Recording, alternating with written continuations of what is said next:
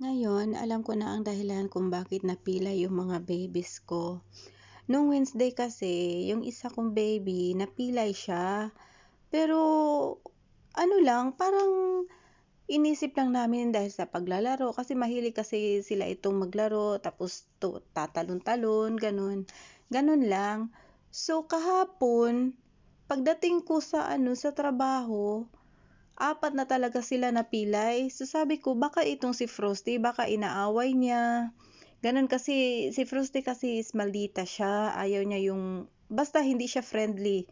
So akala namin si Frosty talaga. So kaninang umaga, napansin ko umiiyak yung mga babies. Ala, si Frankie pala ang dahilan, nilalaro-laro niya yung mga babies.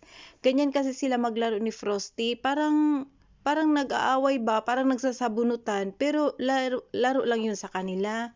Siyempre, mga baby pa, malambot pa yung buto. Ito talaga si Frankie, yan yung way nila na, way niya sa paglalaro.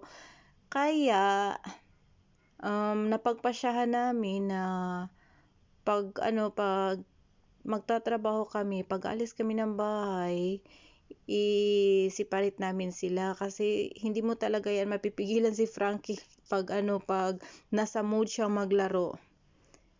Ay, kawawa pero laro lang yan sa kanya talaga. Ganyan siya maglaro. Napakasadista itong si Frankie. So, yan lang muna for today's video.